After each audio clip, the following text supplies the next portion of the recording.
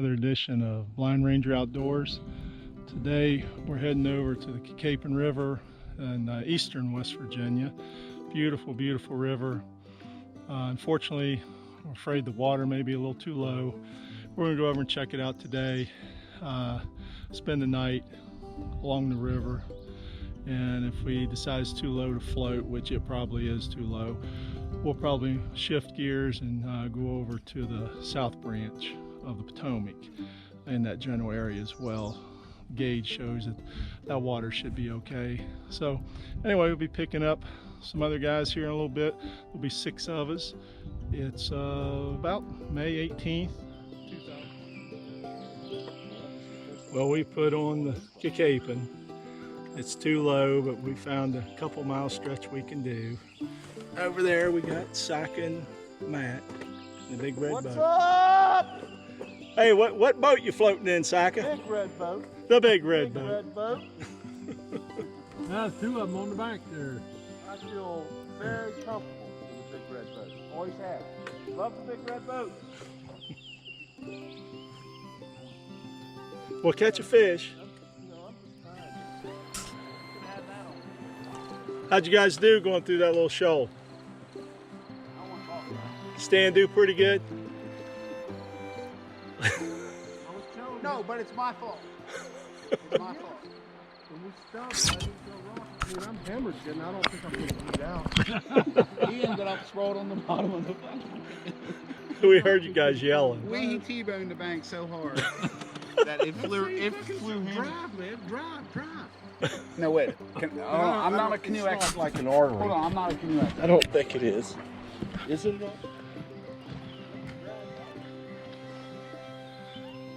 Well, it's first morning after camp, and we're trying to do the lower section of the Cacapon in low water. See how it goes.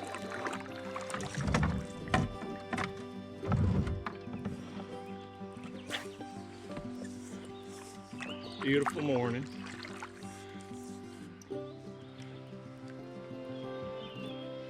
Got Walt and Mike over there in the green boat. Sack and Matt in the red boat.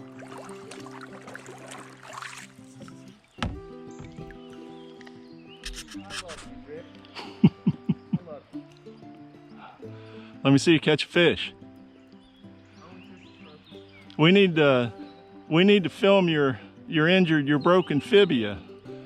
Document it.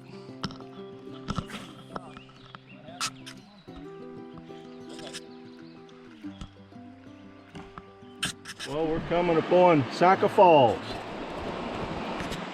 Been a few wrecks here before.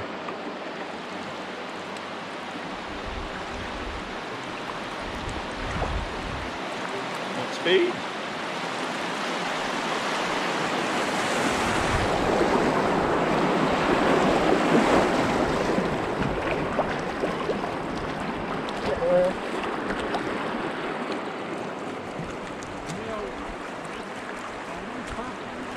It was perfect.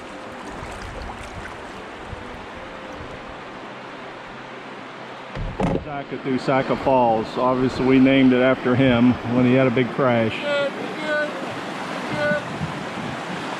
Look at you, like a pro. Good job.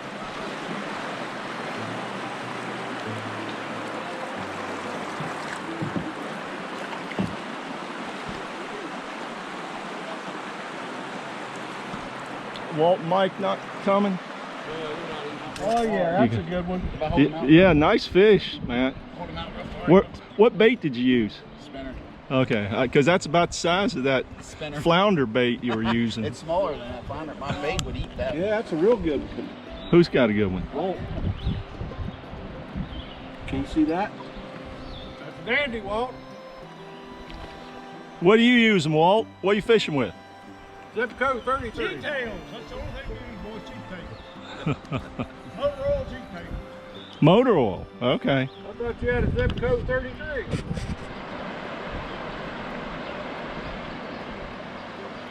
That little shoal's pretty bony, so we think Sack and Matt may have a little difficulty there, so we're going to catch them going through.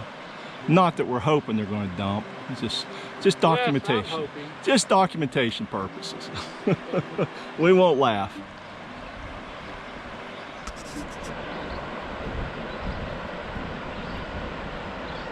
Yeah, they're getting there.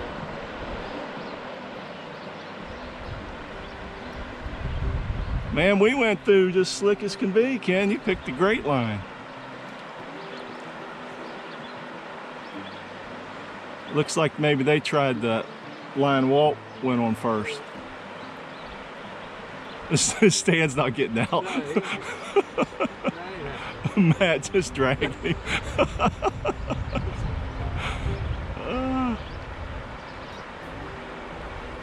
Middle! It's over here, boys. Middle! Over here. Middle! Middle! Middle.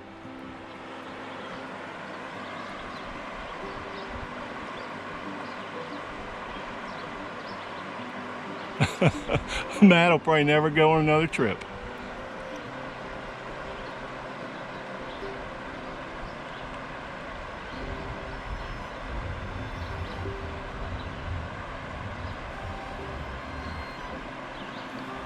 You know they're going to T-bone that rock.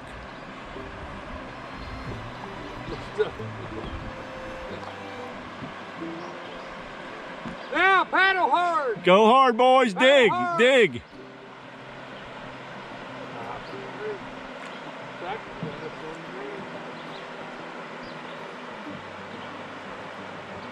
I hit him. Stuck. Couldn't get over. Yeah.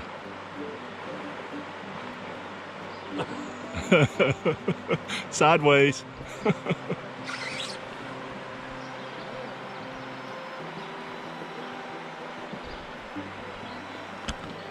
Well, I don't know if we call that successful or not, but they did get through.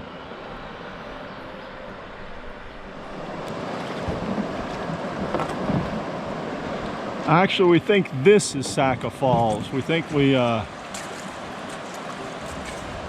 named the one-upper too soon. Look at him, man. Look at him. You the man, Saca.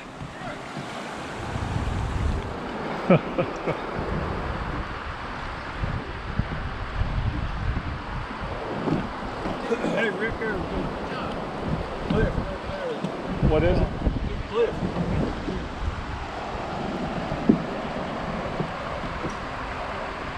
It's a beautiful river. Well, you found this turtle. With a leech on him. The loose turtle? Oh, that's a nice one. I think that's one of them river cooters.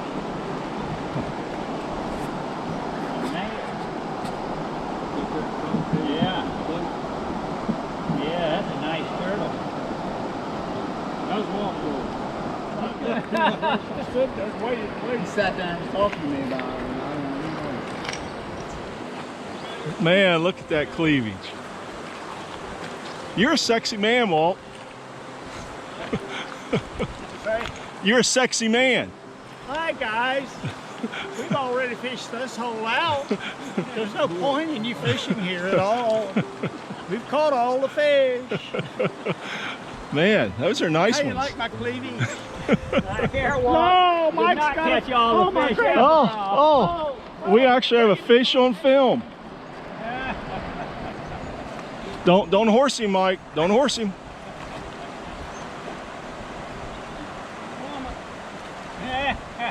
What were you rock using? band. Ah, What were you using for bait, Mike? I was using a G-tail. That is That's the only G-tail. thing there is. I thought you didn't have any G-tails. He just gave me a whole box. I have 3. I lost one of them, so now I've got a whole box. Give me in here. Yeah. There they are. Colonel Walt, Look at that trophy. Mike, and Saca. Yeah. All right. Come up there, Mike, so we can see. Yeah, we don't get many fish in my videos. Yeah. Where'd you get those, Walt? Well, I just stopped down there and lost. There was this beautiful lady lying down there sunbathing, and she decided to give me her bra. And needless to say, I didn't turn her down. Took a leg,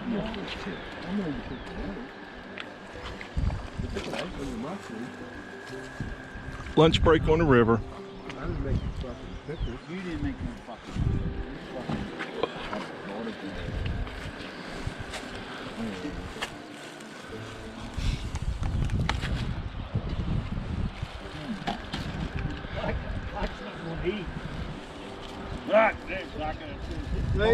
Let me see that. Hey, Kenny, show me that dagwood you got there. Yes, sir. And Stan stuffed the olives by himself, huh? Fat cheese.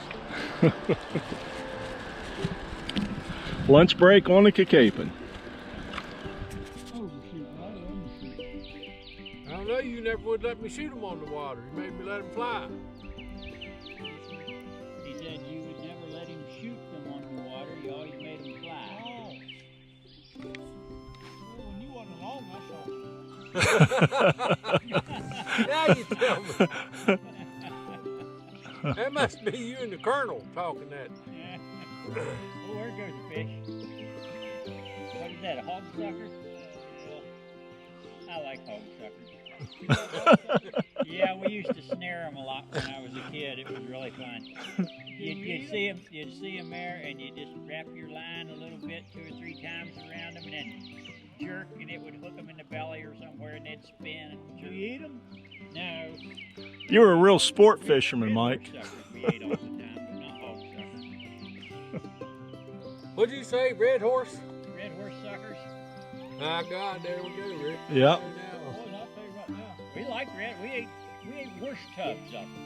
I mean, literally. Huh. Well, we were up on the Namakaga. Namakagon River in Wisconsin, and we run into these folks from Kentucky. And they were catching red horses, and we didn't know what the hell he was even talking about. The red horse suckers. Yeah. Well, we figured out that's probably what it was. What were they doing with them? Turned them loose.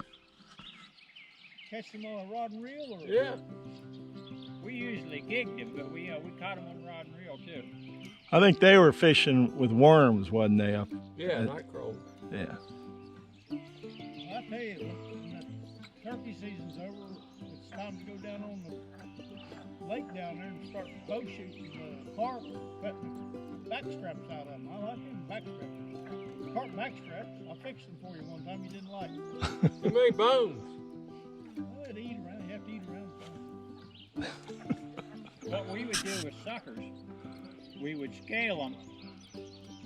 You know, cut the fillets off after we scaled them, and then put it skin side down on the table, and take a sharp knife and cut lengthwise, almost through the meat, not through the skin, and then fry them, and that would cut all those little bones into little pieces. That makes sense. And you know, they every now and then one will get stuck in your gum, between your tooth and your gum. But most of the time they went down pretty good. I apologize for my redneck Yeah, friends. most of the time you just didn't pay All you had attention. to worry about was what was stuck in your throat. Your All right, thorax. unless one gets crossways. Yeah. Yeah, we ate lots of 5 or 6 really nice suckers. You know, 20, 22 inches. I mean, nice big ones. I 6 or 7 of them. And I'd put them in a big bucket, 5-gallon bucket with some water so they were still alive. And got home, and I was so excited about them, I wanted to show my wife, Margaret. And so I ran the bathtub full of water. Of course, we had a spring and it had mud on it, and the water was always chocolate brown, so you couldn't see anything. I mean, you put your hand in it like that, you couldn't see your hand, but we were used to it, so we didn't mind. But I put them fish in there, thinking I'd show them to them when Margaret got home. So she didn't get home right away, so I went out doing other stuff and forgot about it. And while I was out, she came home, went in there and saw the bathtub full of water and thought, oh, he was so nice, he ran a bath for me. And so she stripped down and got ready to step down in there, and one of them big suckers came to the top by her foot. And then I wasn't such a good guy after that.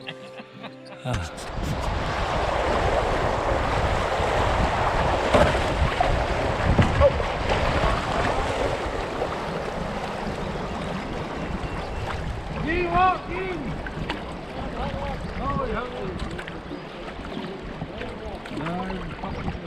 We're in the dead waters, aren't we? Well, for low water, my God, we did pretty good, didn't we? I think we need to recheck our game. Yeah, really. Got a 275 CFS worked out. Well, in the lower half anyway. Right, the lower half, yeah. Don't know about the upper half. Right, Well, we know from the bridge down. yep.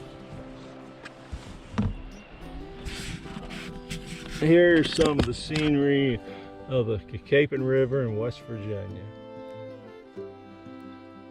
Gorgeous river.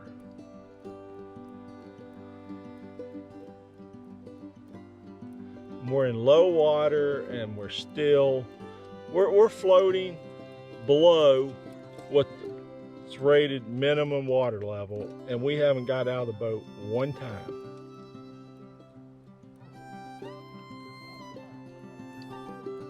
Beautiful river, just high cliffs, eagles, bald eagles. Well, what else we seen? Beavers, fox, mink.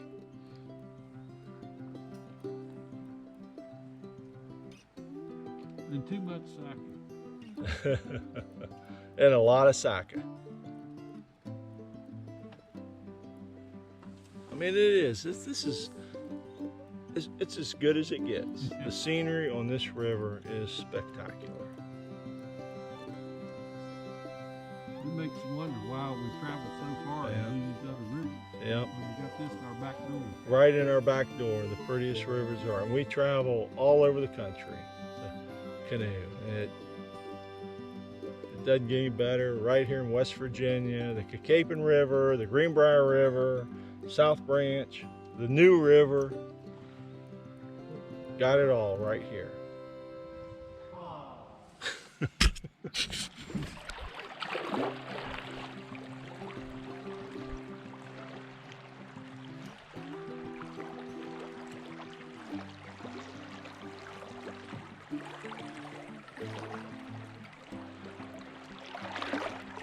Man, I'm telling you, one of the most underappreciated rivers in the whole United States is the Cacapon River.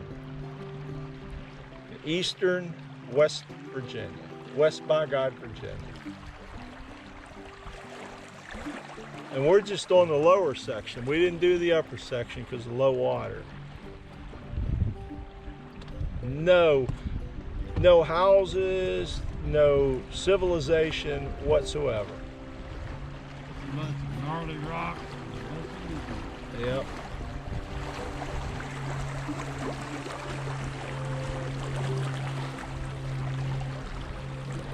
And a few rapids to make it interesting, but you know, mostly calm water.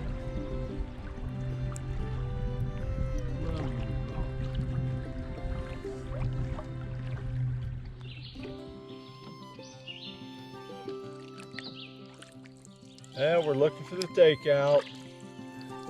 Getting a little late in the evening, about 6:10 p.m. We're in the dead waters of the Cacapon.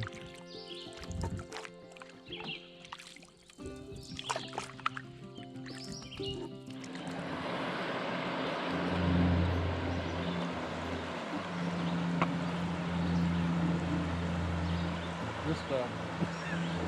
Really? Are they already stuck? Already. Where are they at? Oh, on the left side? We're right in the middle. Up there about 100 yards. Yeah, they're stuck. See, that's what I told you would happen. That's out of the boat. They were out of the boat. Yeah, See, that's I told you that's what was going to happen. You know, sack is not. So he's still in the boat? Yeah. Oh, okay. I saw a paddle reflection there. Flash.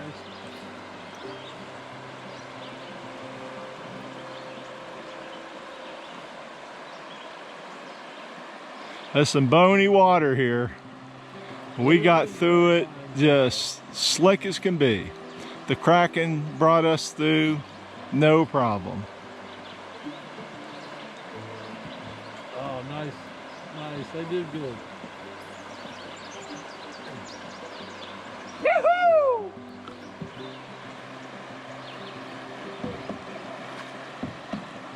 Nice! I'm like that, and I said, which way we going?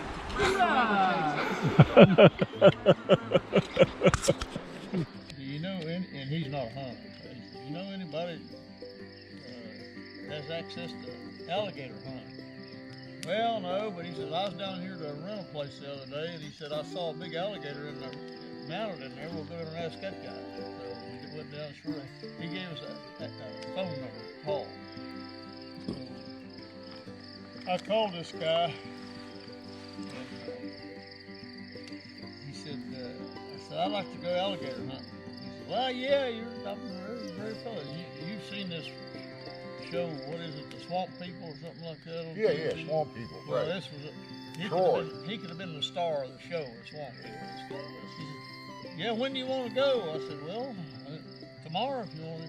All right, come on up here. He said, come to my office and we'll leave for us. I said, where is your office? He said, well, I'm in Kissimmee, Florida. He said, Kissimmee, Florida. He said, stop in at the Burger King, and my office is the third booth off back on the right. They had these big, long canals, as far as you can see, this big, and then you could drive along them. He had a big Dodge Ram diesel truck, so we was driving along in the Dodge Ram, glassing up these canals, looking for alligators out in the sun, sun themselves. And we'd see one and stop. Well, I'd sneak up there as close as I could get, usually 30, 40 yards, which are still too far for me to shoot. But I hit 3 of them, and the arrows just bounced off of them. That recurve bolt wouldn't do the job. Well, he said, I don't, and I had a 44 mag. He said, why don't you shoot one of the 44 mag? I said, no, I don't want to shoot one of the 44 mag. I said, I want to shoot one of them both. Well, he said, I don't think it's going to work. So we passed this one canal, and there was a culvert underneath there and a pond up there. And we'd seen this same alligator several times sunning up in that pond, and whenever we drove by, he'd dive down in the pond and go through that culvert out into the canal. So we'd see him do that a couple, 3 times. So I said, I'll tell you, why don't we try to go up there? I saw a coyote catch a groundhog one time up in West Virginia. I said, he didn't go for the groundhog, he went for the hole. So I said, why don't you try to jump out there? And we finally give up on trying to shoot one. And I had a spear, thrusting spear. In fact, Mike there made my spear. He'd already killed a hog with it. So anyway, wild hog. So anyway, that was in Georgia. So anyway, I said, I've got this spear. I said, and he said, well, and he had a big old drag grappling hook out of the thing. What he used that for, most people shot those alligators with 30-06s. They dove, before they died, they dove in. Well, he'd take that big long, about 60 feet of rope with that grappling hook on there, and he'd throw it out there, and he could pull that across underneath the water until he felt that alligator, and he'd jerk it and he'd pull him in. I said, why don't you try to, when that alligator dives out into that pond and starts through that culvert, you run down there and try to lasso him and hook him with that grappling hook. And I said, I'll got my spear, and I'll come down there and I'll spear him, not throw a spear, a thrusting spear like this. So anyway, we drove back down there. Sure enough, that alligator, he dove down in that pond, and you could see him in the water. He was just heading for that culvert. Well, old Leroy jumps out and goes running down there with his grappling hook, and he throws it, and just as that alligator went in that culvert, he jerked, and he just worked perfect. I mean, he worked perfect. I mean, he just hooked that thing. Well, any kind of reptile like that, if you hook them with a rope or something, they'll start just twisting like that and twist up in the rope. Well, that sucker started twisting up in the rope. Well, I ran down there with my spear, and about the time I got down there, Leroy, he was trying to pull it in, and he could pull it while the alligator was in the water. But when the alligator got his claws in the sand, well, Leroy went the other way like this. He was, and so it was a tug of war. He said, come and help me, come and help me. So anyway, I went down there, and I got a hold of the rope and he got a hold of the rope. We pull it in and get the alligator up on the ground, dry ground, and then he'd get a purchase with his feet and he'd take us back down toward the water. We're just going like this, back and forth, back and forth. Finally, we was tiring him out, so I grabbed my spear and I went down and I started spearing him, and he opened his mouth like that, and I run the spear right down his throat. Well, the trouble with it is, I ran down there so far, he clamped down on my hand. Oh, And here I'm holding the spear in my hand. I got the scar somewhere. My hand is down in his mouth. I said, Leroy, he's got me. He says, stand still and he'll let go. Have you ever tried to stand still with an alligator chewing on your hand? It's hard to do. But anyway, I managed to do it. I stood like that, and sure enough, he opened his mouth. And anyway, he said, stab him in the crease, I said, well, I ain't never studied the anatomy of a daggone alligator. I didn't know where the crease was. Well, I said, there's a crease right here behind the jaw, and that's his tender place right here. So anyway, so right behind the jaw, and I jammed in there well anyway, to make the short story longer. I got the alligator. The alligator got you. Yeah, the alligator got me. I've still got the spear. I've got my bloody fingerprints on the spear. So anyway, that's the alligator story. Colonel Walt.